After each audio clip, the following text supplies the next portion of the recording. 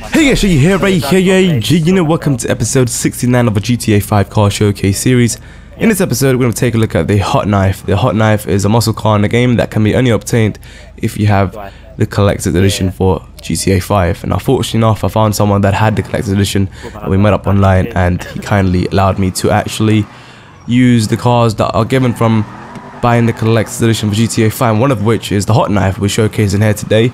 And this is a muscle car, and you can see the visible engine at the front with the exhaust pipes coming from the side of the engines. You can see if you rev up the car holding down the handbrake and releasing the acceleration button continuously and repeatedly pressing it back and forth, you're going to create this fireball effect, which is freaking awesome. Not even a fireball effect, it's sort of a flamethrower effect, which you can definitely try out for yourself. If you try it out at night, is even better because you can see that bright spark coming, and it's pretty much the only car that you can do it to because it's got that unique sort of engine and exhaust design put together. So but let's talk about the downside to the car. By the way, this is a post commentary. I'm not actually doing the commentary while I'm driving the car because I couldn't do that at the time when I was recording the footage, because I was talking to my mates who allowed me to actually drive this car in the first place. So I thought it was easier to get my own time to do this Anyway, point is, we're showcasing the car here. Now, one of the things about this is that I unfortunately cannot actually showcase the customizing process because I personally don't own these vehicles and they're not part of my sort of character. It gives me the message of saying that you need to have the current content or whatever to actually customize the car. So obviously I don't have the DLC version of this game, therefore it wouldn't allow me to customize it. But what I would do is that I'll showcase the uncustomized version, which is this, and then the customized version afterwards. So hopefully that's alright. And what I can tell you, obviously, the customizable options or the mods available for this aren't that much when it comes to the visuals, or actually none at all. So there's no visual upgrades for this car. There's only the typical, obviously, performance upgrades when it comes to the turbo, faster gear change, better acceleration, obviously, which is faster gear change, and what else? Yeah, top speed, whatever, just handling, everything improves in general. What I can say and talk about is just how much of an upgrade is there.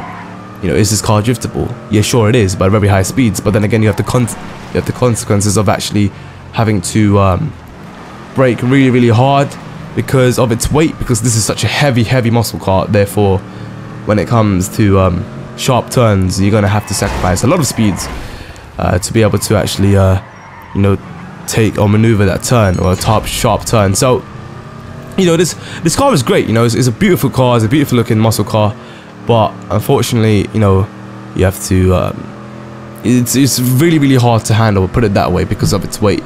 So at sharp turns, if you go in there at really high speeds and you're trying to turn, you're just pretty much going to overextend and crash into oncoming traffic or crash into a fence or whatnot. So you gotta brake early and do your best at that. But it's definitely not one of the cars that are really comfortable to drive. Yeah, fair enough, at straight roads and when it comes to going in between cars, it's pretty easy because of how the car is designed to be compact, put together, and easily in place, grip you to the road. So when it comes to moving in between cars, you don't have to worry about going off road or drifting off track because it literally just sticks to the ground as it is heavy. So you've got that sort of upper hand against other cars that you're probably driving. But hey, it's a really easy car to handle when it comes to straight roads, right? Weaving in between cars. But on the other hand, it's pretty difficult when it comes to immediate response that you need and require to react to certain things quick, because you'll have to, well, it will take a long time for this to stop because of that weight carrying on with that G-force as you're braking, right? So it's not an immediate brake and response, it's just a really slow process because of this weight just keeps on pushing it through further and further. Anyway, here it is. Here's the customized version. Yeah, we're in nighttime right now, so I'll showcase the engine this time with the exhaust pipes in the front, which is pretty damn sexy. I'd prefer this color than the other color that we just showcased. They purposely did that just to troll. But anyway, this right here is pretty damn sexy. Alright, look at this. It's just listen to that.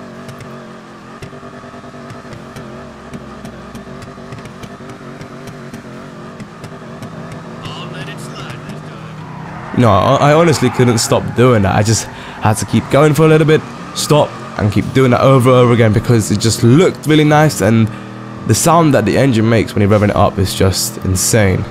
And the fact that it's visible is sort of unique to the game as well. It's pretty damn sick. So hope you guys sort of like this car. I mean, obviously if you haven't driven it yet, if you don't have the opportunity to actually drive this car, I'm pretty sure soon they're going to release a DLC for this when they bring out the online heists that you can do with your friends on multiplayer. There's obviously confirmed information on that. I'm not sure about the date of when they're going to release it, but I'm confident they're going to allow you to drive or get these cars when that DLC comes if you actually pay extra money for this from the PlayStation Store or Xbox Live Store, whatever. So that should be good if you want to get yourselves one of these cars. You've got the Hotknife, you've got the Chameleon, and you've got the motorbike, which is unique for the collector's edition. I believe that is called the Carbon RS, which it looks similar to the Batty 801 Pegasus. What? Not Pegasus. Pegassi Batty 801. But yeah, that's the Carbon RS, pretty fast motorbike, which I'll also showcase later on tomorrow morning. But later today, I'll be showcasing the Chameleon Sports electric car. That is pretty awesome, sexy design, and I'll be bringing you commentary for that. So hope you guys enjoyed this episode for showcasing this specific car, this muscle car. Pretty damn sexy, pretty hard to drive when it comes to certain situations, as we already explained. But yeah, feel free to leave a like if you did enjoy and subscribe for more GTA 5 videos. I'll see you guys soon. Check it out. Sign out. Good night. Peace. Yeah. The face cam. This is a new camera that I've bought recently. I think it arrived a couple of days yesterday actually.